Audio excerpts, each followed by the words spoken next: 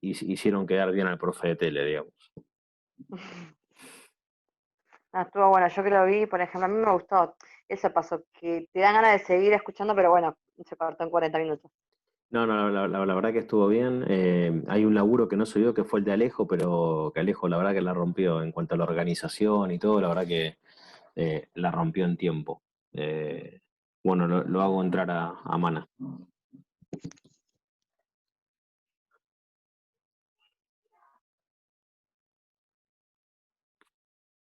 Ahí está, muy bien.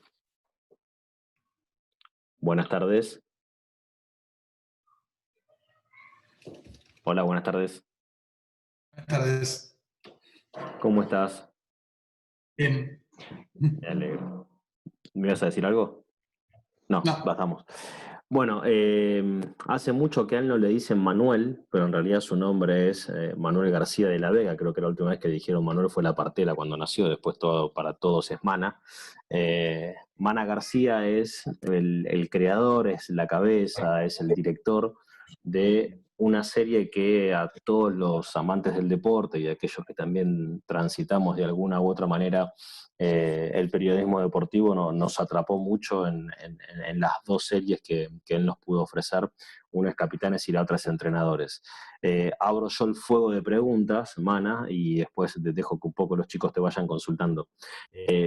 Contanos cómo las pensaste, cómo las creaste, cómo nació la posibilidad de transitar dos series como Capitanes y Entrenadores, que tal vez no son las series que vemos en Netflix todos los fines de semana, sino que tiene que ver más con una televisión argentina, pero que son series gustoparlantes, con tipos que no son deportistas, o tipos que, digo, no son periodistas y son deportistas. Me imagino que eso también debe ser una complicación a la hora de pensar la serie. sí. Bueno, buenas tardes a todos. Mira, la principal búsqueda que nosotros teníamos en ese momento de cranear un nuevo contenido y para presentarlo a Deporte B en este caso, fue, nosotros estábamos como un poco frustrados como espectadores de señales deportivas con la constante insistencia en la coyuntura deportiva.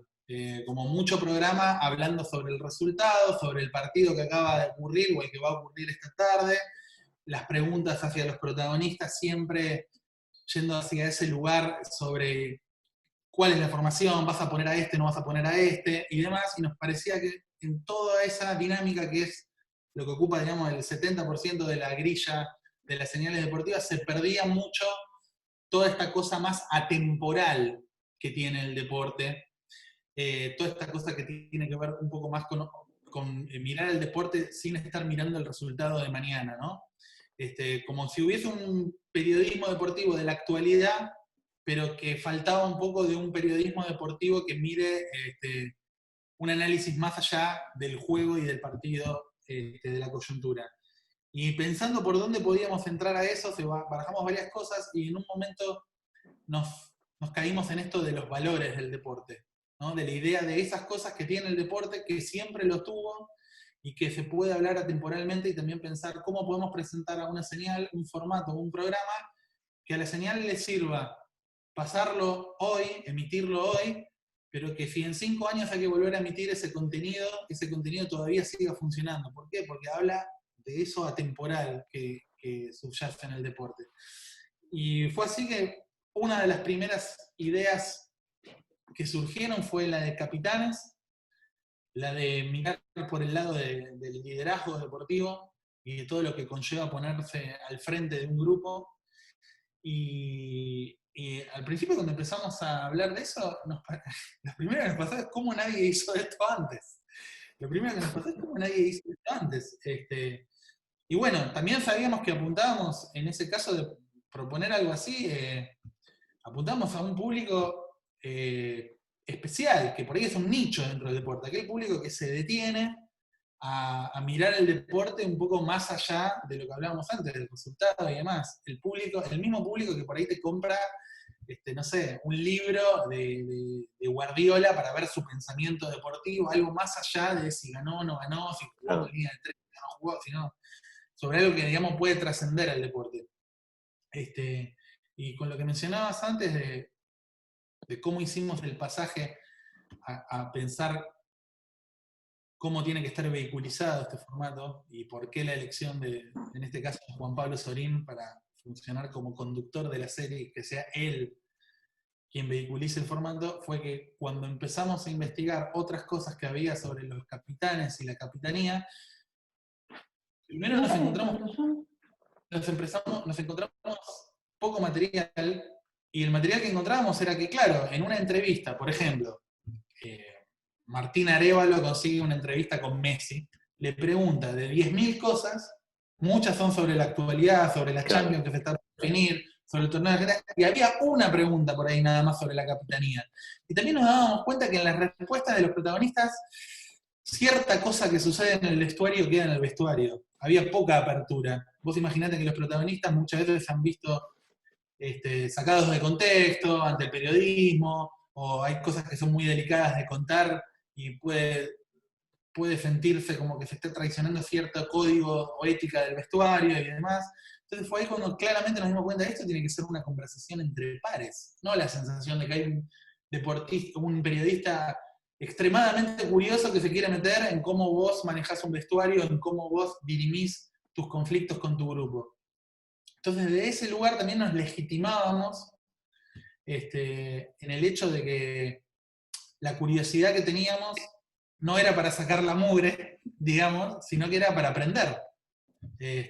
Para aprender nosotros como espectadores de ciertas cosas que suceden en la competencia, que es compleja y que nos trajo una satisfacción también que estuvo muy buena, que es, encontramos que mirando al deporte y haciendo foco más en los valores y en estas cosas que tienen que ver más con lo que va más allá del juego en sí, más allá del resultado en sí, descubrimos que también éramos más universales. O sea, la gente que siguió estos programas, que fue también, se hizo como muy nicho, si uno recoge los comentarios que hubo en redes sociales además, es gente que no necesariamente te ve un partido de fútbol o te ve un partido de básquet, eso también estuvo bueno, digamos, lo que terminaban hablando entre ambos capitanes sobre, no sé, una ética de trabajo o estimular un grupo para ir hacia un objetivo común, o cuál es la diferencia entre crear un grupo y crear un equipo, eran cosas que la gente también percibía que, bueno, eran fácilmente adaptables a otros ámbitos, digamos. Uh-huh. Chicos, ¿preguntas o continúo yo?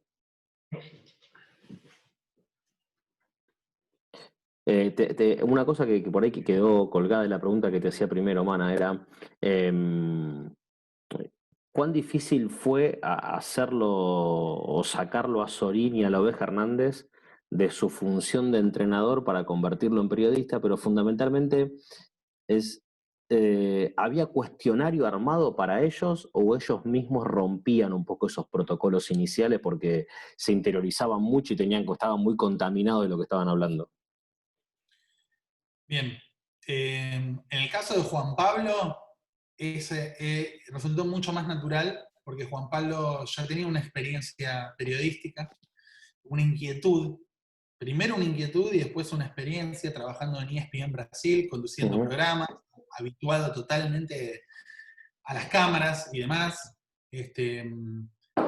Pero sí, el cuestionario plenamente armado por nosotros, porque el cuestionario también requería una investigación previa, muy profunda, que excedía el rol de un entrevistador por el cual lo habíamos contratado y por el cual le estábamos pagando. O sea, esa tarea... Y esto está bueno. Vos tenías un productor periodístico que se encargaba de esto, vos tenías un periodista dedicado a una investigación para volcarle toda esa información a Sorín o a la Oveja Hernández, por más que ellos conocieran a la persona que iban a entrevistar. Sí, nosotros teníamos un equipo de producción periodística. En Capitanes tuvimos un equipo de 4 personas y en Entrenadores de 3 personas. Y ese equipo de investigación periodística no solo nos servía para hacer ese cuestionario, para sostener entrevistas que a veces eran de 2 horas de tiempo real, hablando, para que queden después unos 40 minutos de lo mejor, sino que ese equipo de producción periodística investigaba a los personajes y nos decía si ese personaje era rico o no. Decidíamos los personajes no por su nombre, sino también por la riqueza de los conceptos que podían hablar sobre el ser entrenador. en el caso de entrenadores particularmente, nos pasó una cosa muy singular. Decidimos dejar el fútbol afuera. Y eso nos pasó en contrapartida a entrenadores, a capitanes, donde el fútbol estuvo muy presente. En entrenadores nos puso la coyuntura del fútbol, que es una picadora de carne, hacía que los entrenadores que estaban trabajando no tenían, la competencia es tan exigente que no tenían el tiempo de pararse a salir de ese lugar y hablarnos. Y cuando convocabas a un entrenador, nosotros llegamos a hablar con el Patón Bausa. Y cuando el Patón Bausa llegamos al contacto y le hicimos la propuesta, a la semana lo echaron. Claro, Patón Bausa en su momento entrenador de la selección todavía. Entrenador de la selección argentina, nosotros llegamos a hablar con él. Nosotros llegamos a hacer un primer contacto con Sampaoli, y entre la producción del programa y la llegada del Mundial, Sampaoli no quiso hablar con nadie, y la emisión del programa coincidió con que Sampaoli ya no era más entrenador de la selección. O sea, los procesos largos, dinámico. los procesos largos donde un entrenador puede dar cuenta de un trabajo a largo plazo que se vuelve mucho más rico para conceptualizar métodos de trabajo y demás, la verdad que en el fútbol son muy, muy pocos los casos, ¿viste? Hoy, o sea, Gallardo sería un programa riquísimo de entrenadores para hablar con Sergio. Sergio, en un proceso de la selección nacional que ya lleva creo que 8 años, y Gallardo en un proceso de River que, más allá de sus resultados, de que pueda mostrar una evolución, casi que el plantel que tiene hoy, hay 1 o 2 sobrevivientes del plantel que agarró y consiguió hacerlo funcionar y en el recambio. Pero, volviendo a la pregunta original, a Sergio sí hubo que moldearlo un poco más, le tenía un poco más de miedo a las cámaras y demás, pero en el momento que nosotros creamos ese clima que él entendía, estás en una charla con un colega, ahí él sí se olvidaba. Esos miedos eran más en las reuniones previas y demás. Y después también la investigación que nosotros hacíamos era muy rigurosa, y la verdad que ellos también notaban ese rigor. Había, como vos decís, periodistas deportivos haciéndola, no es que la hacía yo, que yo sé más de dirección de cámaras y de formateo de cuestiones audiovisuales. Me rodeé de gente idónea para hacer eso. Y en el caso de Juan Pablo, a pesar de su experiencia televisiva era como conductor. Pero detrás de eso hay un trabajo minucioso de investigación periodística, de también entender el valioso tiempo que podés tener delante. Sos Sergio Hernández y conseguís hablar con Julio Velasco 2 horas, decís, bueno, tengo que preguntarle a Julio Velasco todas estas cosas que tiene él como entrenador y que no tienen los demás programas, para que tampoco el cuestionario sea el mismo, ¿viste? Entre todos los... Sí. ¿Sabes que si alguno tiene preguntas, lo dejo preguntar, díganme? Sí, yo una, profe. Dale, Mati, y después a vos, Meli. Listo. Buenas noches. Te quería consultar, vi mucho esa serie de Capitanes, y recién comentaste que, bueno, era una especie de evaluación donde ustedes ponían al aire los personajes más ricos, y recuerdo 2 en particular que se le hicieron a la arquera de la selección de handball femenino, y también a Jasny Setich, la capitana de la selección de vóley. ¿Qué es lo que le encontraste de rico a esos 2 personajes para poder ponerlos al aire? Porque hasta este momento no eran tan conocidas. Sí. Mirá, una cosa que nos dimos cuenta en una etapa muy temprana y que se consolidó mucho el día que hicimos una entrevista a Cachito Vigil para Capitanes, es que hay una diferencia enorme entre la capitanía femenina y la capitanía masculina. Los grupos de hombres tienen una tendencia, esto también dicho por Cachito, que ha dirigido tanto seleccionados masculinos como seleccionados femeninos. Los grupos de hombres tenemos una cosa muy de putearnos de manera hiriente, maltratarnos, pero nos es muy fácil cortar los conflictos que suceden en la cancha o el vestuario y seguir adelante. Casi que nos parece natural. Y casi, viste que es una frase hecha. Nos decimos todo en la cara, nos cagamos a piñas y después vamos todo para adelante. hay que entender que en la psicología de las mujeres y de los grupos de mujeres eso no sucede tan así. Y era muy interesante también ver cómo ahí, a veces el capitán y a veces el entrenador deben intervenir más rápido. No deben dejar que eso crezca al punto de putearse, pelearte, decirte cosas hirientes, porque eso es más fácil que después ese rastro trascienda en la cancha. Entonces, los modelos de conducción en el rubro femenino, que a veces además tienen que lidiar con que en el mundo del deporte de alto rendimiento también los varones están instalados, es decir, vos mirás las selecciones femeninas y casi todos los entrenadores son varones, es algo que empieza a cambiar recién ahora, pero todavía están instalados. Entonces ahí la capitana también tiene una defensa del grupo frente al entrenador que también varía. El entrenador de mujeres tiene que tener mucho más dúctil el trato con ellas, las formas y las maneras, porque eso puede terminar de ensuciar algo. Y para las chicas, siempre los deportes femeninos en un estado desparejo, ¿no? Con los hombres. Siempre los dirigentes le dan todo a la selección masculina y en la selección femenina parece como que les camotean cosas y que ese lugar hay que abrírselo. Entonces también el liderazgo de la capitana en ese panorama nos parecía como muy interesante ponerlo y mostrar que son cosas distintas a lo que pasa. Te doy un ejemplo también que surgió en una de las entrevistas, creo que al final eso no quedó en Capitanes, pero para entender las singularidades a las que se enfrenta un grupo femenino, hay muchas deportistas, como Valentina, la arquera de la selección de handball, que les llega la oportunidad de un juego olímpico de grandes.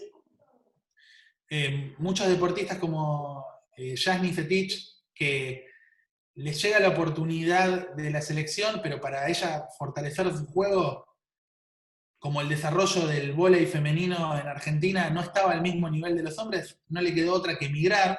Decimos, las oportunidades también no son las mismas.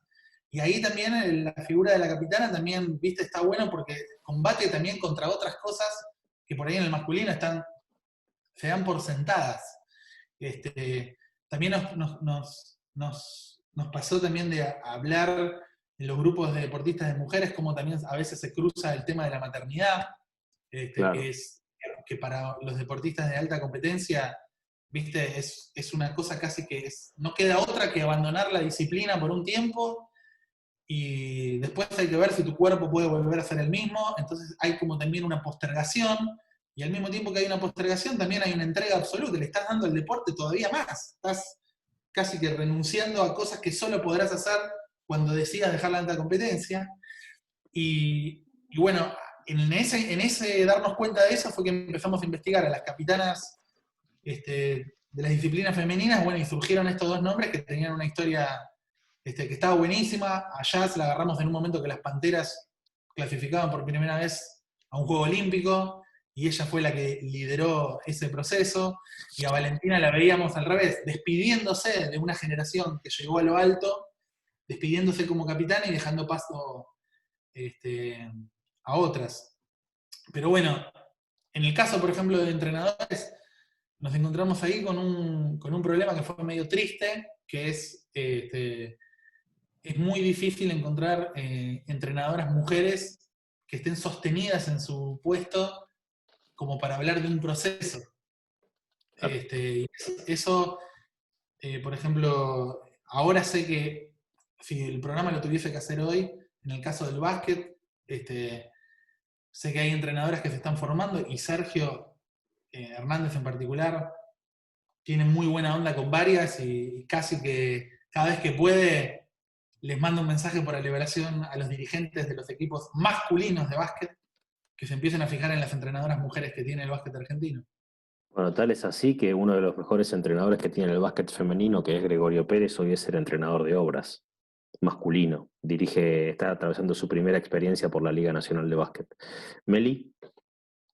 2 preguntas eran. Buenas noches primero. Hola. La primera es referida a lo que veníamos hablando. Si para usted el fútbol, en realidad el deporte femenino va a llegar tanto como el masculino, como personal la pregunta si va a llegar tanto, y si como director le queda algún actor o actriz pendiente que le gustaría tener en alguna serie o alguna película que quiera realizar. Bien. Buena pregunta, ¿eh? Pensá bien lo que Mirá, vas a decir. con respecto al deporte femenino, viste que a veces el debate está instalado en si el deporte femenino va a poder mover lo mismo que el masculino. A veces ese mover, yo creo que a veces lo estamos debatiendo mucho en términos de llevar gente, de guita, digamos, de que aparezcan los sponsors, que hagan una mejor liga, que haya mejores contratos, que haya profesionalización total, porque hoy incluso en los planteles profesionales del fútbol femenino, a veces hay solo la mitad del plantel profesional y la otra sigue siendo amateur. Pero a mí hay algo que por ahí en esa búsqueda que está bien, se pierde, y eso que se pierde es que a mí me encanta ver en el fútbol femenino y en otras disciplinas femeninas todavía rasgos de amateurismo que yo siento que se perdieron muchas veces. El fútbol es por ahí el lugar más extremo de lo que estoy diciendo, pero por ejemplo, el último mundial de fútbol femenino a mí me emocionó mucho más que el mundial masculino. El último mundial de fútbol femenino, si vieron los partidos de Argentina, además que estuvieron muy emocionantes los partidos en sí, hicimos el primer gol en los mundiales, la arquera atajó un penal en el último minuto, dimos vuelta a un resultado, pero el nivel de entrega, el nivel de ver gente emocionada cumpliendo un sueño, que a veces, viste, en el fútbol profesional está medio aburguesado, a mí yo siento una conexión con el deporte femenino en ese lugar que me gustaría que en su crecimiento no se pierda. Porque siento que a veces lo que se perdió en el masculino, que viste, hay jugadores que van a jugar un mundial y es como, bueno, es un mundial. Me toca, pues si soy top. ¿Viste? Ya jugué la Champions, ¿cómo no voy a jugar un mundial? Y acá las chicas las veías, viste, con un nivel de emoción, de entrega, de garra, digamos, me encantó. Por otro lado, cuando me encuentro con las chicas que entrevisté, sentí lo mismo, un nivel de amor y de entrega, sobre todo a la camiseta argentina, las que tienen la suerte de representar la camiseta argentina, que conecta con algo que a mí me copa mucho y que me gustaría que en ese crecimiento del deporte femenino no se pierda eso en el camino, que está buenísimo. Y después la pregunta de entrevistar. Sí, mirá, nos dimos muchos gustos, pero esos gustos también es verdad que están facilitados por la figura que entrevistaba. Es decir, Juan Pablo hace más fácil que llames a Luis Escola y le quieras hacer una entrevista y bueno, soy Sorín el que te está llamando, soy un colega, soy un par tuyo, capitán. Me hubiese gustado entrevistar a Ginóbili por la cabeza que tiene, porque creo que también está en un momento hoy, él, retirado, con mucha experiencia y creo que puede dejar muchas enseñanzas a las generaciones que vienen. Digamos, muchas enseñanzas que trascienden el básquet, que trascienden el deporte, desde su lugar en el que siento que al que llegó y también por el que peleó. Hay una anécdota dentro de Capitanes que Mariano vos la debes conocer bien dentro del mundo del deporte, que es la generación dorada hizo mucho a nivel resultados, a nivel logros y demás, pero también hubo un momento muy delicado de cómo estaba la Confederación Argentina de Básquet, de que los chicos de las divisiones inferiores tenían canchas que no tenían red, los aros. Y los de la generación dorada, que ya eran campeones mundiales y ya eran bronces olímpicos, dijeron, escúchame, nosotros logramos todo esto. Nunca en tu vida te habrá sido tan fácil conseguir sponsors. Las marcas se acercan. ¿Cómo puede ser? ¿Qué está pasando acá en esta administración? Y pidieron una auditoría y dijeron, no jugamos más hasta que esto se solucione. Entonces ahí es donde decís, el deporte ya, estos pibes ya no lo van a ver ellos que mejoren las instalaciones, no es para ellos entrenan cuando se juntan en el CENAR y en sus equipos de Europa y la NBA tienen todas las comodidades.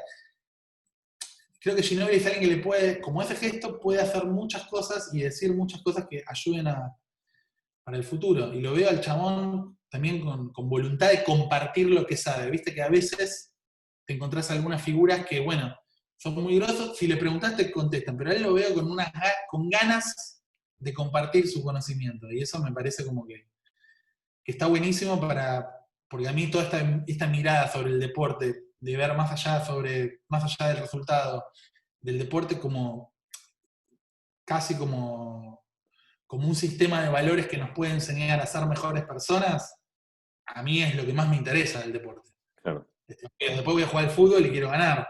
Y me voy más contento si gano, pero la verdad que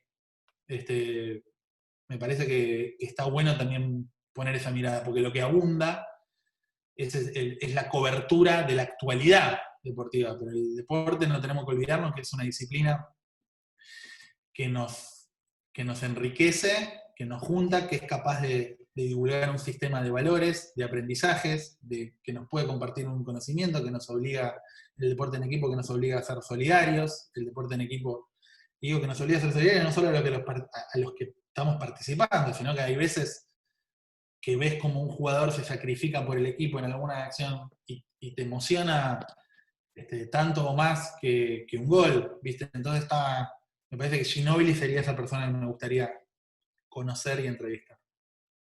Mana, sé que tenés algunas cuestiones personales por atender, así que te liberamos, te agradecemos fundamentalmente al ratito que nos brindaste y fundamentalmente la experiencia que le transmitiste a los chicos como para que sepamos cómo se armó, cómo se conformó y que hay todo un laburo de gente detrás de cada una de las series que nosotros vimos, que pudimos disfrutar por la pantalla de Deporte TV, pero fundamentalmente también lo que nos han dejado tanto Sorín y la Oveja Hernández con sus entrevistas. Me parece que estuvo muy bueno poder charlar con vos, así que gracias y bueno, nos estaremos viendo y cuando la pandemia lo permita para darnos codito con codito. Dale, les mando un abrazo a todos, buenas noches. Gracias, Mana, un abrazo. Bueno, nosotros tenemos poquito tiempo. Bueno, ahí entró Seba, que creo que ya se lo dije antes, que lo quería felicitar también. La semana que viene a mí me gustaría que, si quieren, podemos ir charlando en el grupo y que nos tiren ideas o me tiren ideas a mí si quieren. Me gustaría empezar a hacer prácticas, digamos, aprovechar el tiempo para hacer prácticas. ¿Y de qué manera lo podemos hacer? Tal vez podamos implementar lo que vimos ayer por Zoom entre nosotros, pero me gustaría que aprovechemos el tiempo para poder hacer algunas prácticas, porque la verdad que evaluarlos con trabajos prácticos, dando una materia como televisión, me parece que no tiene mucho que ver, y los trabajos prácticos que les pedí ya los hicieron, digamos, entonces me parece que estaría bueno que empecemos a hacer algún tipo de práctica como para que podamos aprovechar el tiempo que tenemos de clase para practicar, para corregirnos, para mirarnos y todo eso. No sé qué le parece a ustedes, o qué tienen ganas por ahí ustedes.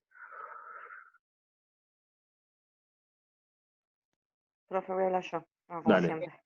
Ya que nadie habla, hablo. Perfecto. Nosotros lo estamos haciendo en radio, por ejemplo, eso. Hoy no, bueno, sacando hoy porque tenemos una entrevista con un periodista. Hacemos así, los jueves cuando tenemos radio, no sé, hay se armó un grupo de radio y dicen así, hacen un mini programa de radio, por ejemplo. O en la semana también hacemos el programa y lo grabamos y se lo mandamos al profesor, por ejemplo. Bien. Eso lo hacemos en radio. ¿Y se animan a hacerlo para el jueves que viene? O sea, mi idea este año era hacer todo ¿Grabado práctica. o en vivo? Como ustedes quieran, si quieren lo hacemos como ayer, no somos tantos tampoco, o sea, hoy somos 9 creo, 4, 6, 9. Puedo ser yo de moderador e ir disparando temas y aprovechamos el tiempo como para poder hacer un programita entre nosotros. Ahí vamos a necesitar de vuelta la presencia de un productor, que alguien se dedique de productor y que ustedes le tiren los temas. Y por ahí lo que tenemos que hacer es un poco como lo de ayer, charlado, 2, 3 minutos cada uno de los temas en los que todos podamos interactuar, no convertir esto en tribuna caliente y que todos opinemos y nos gritemos encima, pero sí poder no pisarnos tanto y poder trabajar un poco más.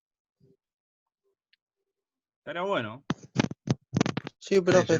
¿Sí? ¿Quieren que lo hagamos en vivo el Sí. jueves que viene? Sí. Sí. Sí. Dale. ¿Quién va a ser el productor encargado? Es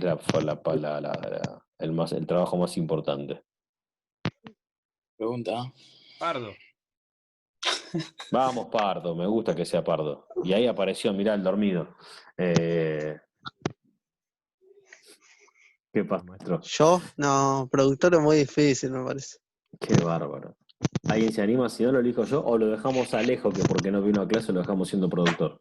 Ahí está, porque no vino, que Ahí siga. está, Ahí me está. parece que esa buena. Qué garcas son los todos. Bueno, dale, yo hablo con Alejo y le cuento cuál es la idea para que se la transmita a ustedes, ¿les parece? Pero ya está bueno, Dale. porque ya que lo está haciendo, que siga como productor y listo. Qué mala onda que tienen todos por Alejo. No está y no se puede defender. Profe, Sí, dale.